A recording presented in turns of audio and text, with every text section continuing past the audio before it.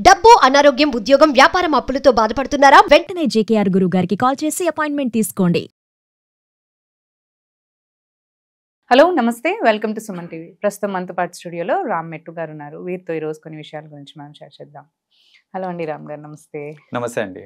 మనకి ఎవరైనా పర్సన్ ఎదిగేటప్పుడు చుట్టూ ఫ్రెండ్స్ ఉండాలి, మనకు మంచి కోరే పర్సన్స్ ఉండాలి, లేదంటే పాజిటివ్గా ఎంకరేజ్ చేసే వాళ్ళు ఉండాలి అని అంటారు.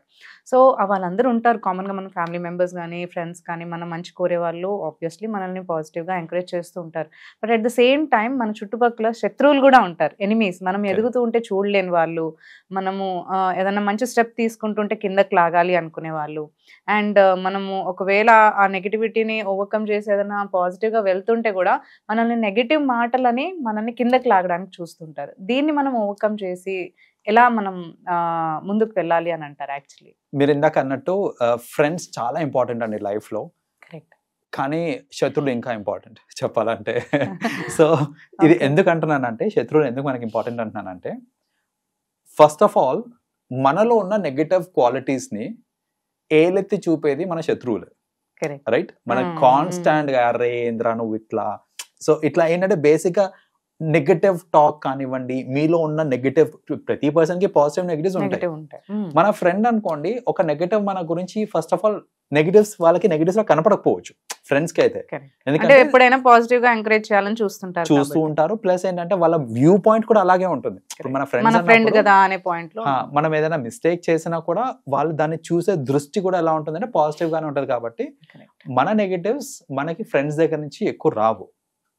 కానీ శత్రువులు ఏంటంటే ప్రతి చిన్న డీటెయిల్, నెగటివ్ డీటెయిల్ ప్రతిదీ చూస్తూ ఉంటారు. కాబట్టి మన గురించి మనకి ఇంప్రూవ్మెంట్ ఎప్పుడు వస్తుంది, సక్సెస్ ఎప్పుడు వస్తుంది, ఓన్లీ మనం ఏంటంటే మన నెగటివ్స్ మీద వర్క్ చేసి దాన్ని కూడా మనం ఓవర్కమ్ చేసుకుంటే will become very successful. So negatives తెలియడానికి ఒక బెస్ట్ సోర్స్ ఏంటిది అని అంటే శత్రువులు.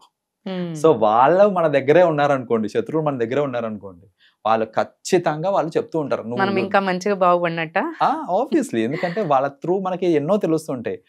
నీకు సపోజ్ నేను ఏదో చేద్దాం అనుకుంటున్నాను, నీకు అంత సత్తా లేదు, నీకు అంత స్టోరీ లేదు, బికాస్ నీకు ఇది రాదు అని కూడా చెప్పేస్తారు. ఓకే, బికాస్ నాకు ఇది రాదు కదా, done, let me work on that అని. అలా ఏంటంటే first of all that is one benefit.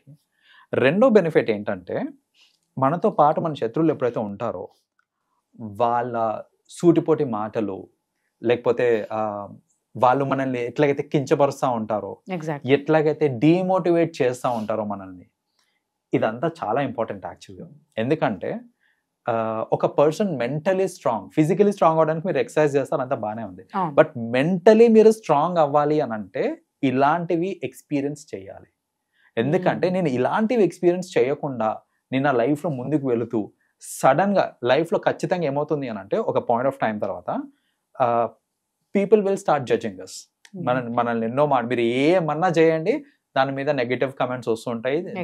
చేసాం, నువ్వు నెగటివ్ కమెంట్స్ కి అలవాటు అయిపోయి ఉన్నావు అని అంటే రాడ్ వెళ్ళిపోయి ఉంటాం మనం అప్పటికి. So we can easily take it, ఇంకా స్ట్రాంగ్ అయిపోయి ఉంటాం.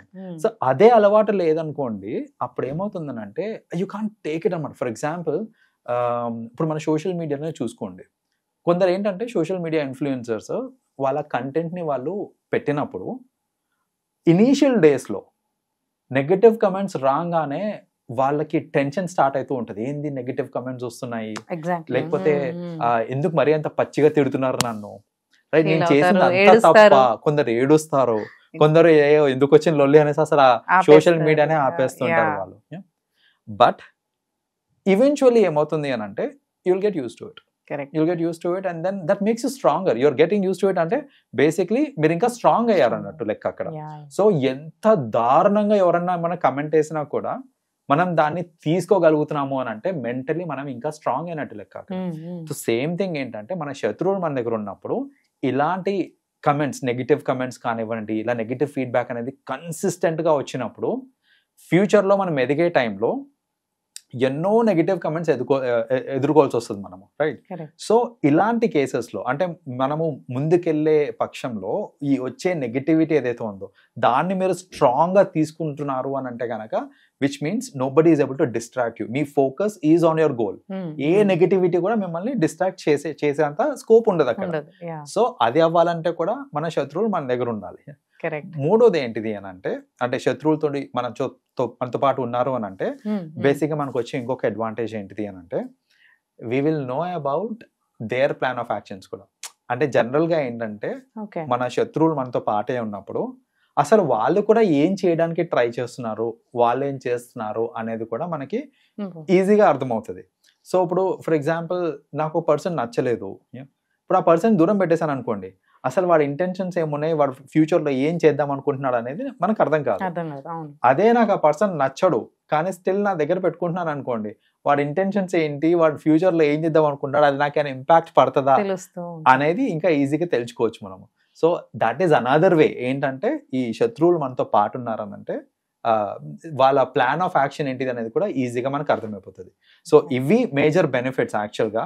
సో ఇక్కడ ఒకటి ఏంటంటే వాళ్ళని మనతో పెట్టుకోవడం ఒక ఎత్తు, కానీ ఎక్కడ పెట్టాలో అక్కడ పెట్టడం కూడా చాలా ఇంపార్టెంట్. ఎగ్జాక్ట్లీ. అంటే తెలుసుకుని వాళ్ళని ఎక్కడ ఉంచాలో అక్కడ ఉంచాలి అని ఉంచాలి. ఎందుకంటే ఇప్పుడు చూడండి కొన్నిసార్లు ఏంటంటే మన శత్రువులు మనతో పాటే ఉన్నారు, కరెక్ట్, కానీ నేను వాడిది తెలుసుకుంటున్నాను అట్ ద సేమ్ టైం నాది కూడా నేను రివీల్ చేసేస్తున్నాను అనుకోండి, it will be a spoil pot. అంటే ఇట్స్ లైక్ బేసిక్గా మనం రివీల్ చేసేస్తా ఉన్నాం అనుకోండి, దాన్ని బట్టి వాళ్ళు కూడా డిఫరెంట్ యాక్షన్స్ తీసుకొని మనల్ని ఆపే ఛాన్సెస్ ఉంటాయి. కాబట్టి ఏంటంటే ఎంతలో ఉంచాలో అంతలో ఉంచాలి తప్ప శత్రువుని కూడా దగ్గర పెట్టి మరీ ఇంకా పోషించడం అలాంటిది చేయకూడదు అనమాట. So this is what they have to take care of. So everyone friends ని తో పాటు శత్రువులను దూరం పెట్టుకోకుండా దగ్గరే ఉంచుకొని వాళ్ళని ఎక్కడ ఉంచాలో అక్కడ ఉంచితే మనం కూడా ఇంకా స్ట్రాంగ్ గా బిల్డ్ అవ్వి మనం ముందుకెళ్ళడానికి హెల్ప్ అవుతుంది అన్నమాట. అదే మనకి ఇంకా స్ట్రెంగ్త్ ఇస్తుంది. థ్యాంక్ యూ అండి. థ్యాంక్స్ రామ్ గారు for sharing all the information with us. Thank you.